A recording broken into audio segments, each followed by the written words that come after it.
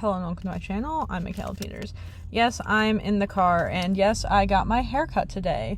Do I have that with me? Yes, I do. One moment, please. It's actually pretty weird. So basically, I cut all my hair off, and it's chilling in this bag here because I'm gonna donate it to children with cancer. I did this one time 5 years ago, and the reason I felt like doing it now, I should stop saying things are not going to happen to me, like getting stretch marks and losing my hair, and I am losing my hair, so I was like, may as well cut it all off and start over and hope it grows back. Maybe it won't, but that's fine. That's how having a kid works. It just robs you of everything. Okay, so including your time. I went to Whole Foods today because somebody asked about that. I also went to the Social Security office, so this is just going to be a random hodgepodge of those activities. I'm going to show what I bought at Whole Foods. I bought 4 items, and it cost me $25. I bought these blueberries for barely $6. That's expensive, but I have Greek yogurt at home I really want to eat them with. Then this is locally-ish. I mean, not really. It's from New York, but whatever. This is chocolate milk, and I was really craving chocolate milk last night, so I was like, I'm just gonna impulse buy this. That was a little bit under $8. I went for a cheap version of whole milk, the 365 one, and this one was tell me how much this was. $3, that's fine. Honestly, I'm gonna keep doing my grocery shopping at Lidl after this because this was just too expensive. There were other things I wanted to buy, and I was like, yeah, no. Then I bought this pre-made wrap, which was $9. I could get the buffet in Finland for PhD students for $5.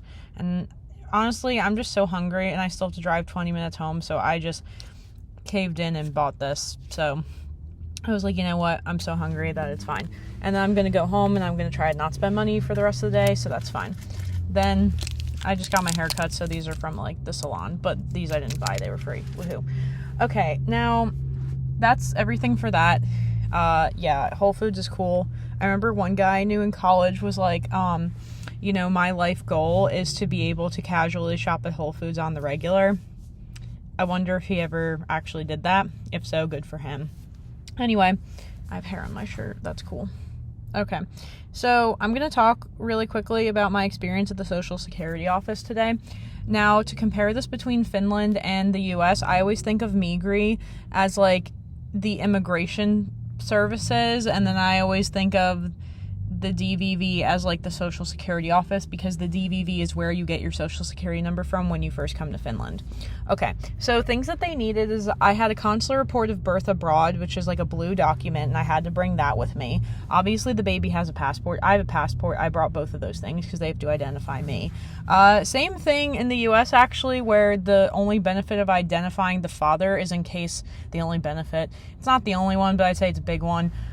There are a lot of other benefits, but we're not going to get into that today. Anyway, if the father dies and actually has something, like a bank account or some other asset, it would automatically go to the child. I guess unless they have a will. I didn't ask that question, honestly, but anyway, it's still what actually came up was the father is unknown. I was like, okay, well, if you want to change that at some point, can you? And they're like, yeah, and I was like, okay, cool, so whatever. And it needs to get changed on your birth certificate also. So they told me. Okay, whatever. So I had my Finnish. I did bring a birth certificate. It says birth certificate on it. That's from the hospital. What else did I bring? Consular report of birth abroad, both of our passports. I filled out a form. I didn't really need to, but I did just to speed up the process. And I brought the baby. They didn't really seem to do anything with her. And then I just have to give an oath that all the information is completely correct, which it is. So yeah, I think things are now getting harder for people to come to the US and stay in the US. Pretty interesting. It makes sense. It's becoming that way in Finland too. But I'm going to tell you, Finland seems actually somehow weirdly easier to stay in, but also I'm an American in Finland. I'm not from another country. So maybe I'm not a great person to ask. But yeah, I mean, it was pretty chill. The appointment was at 11:10. It literally took until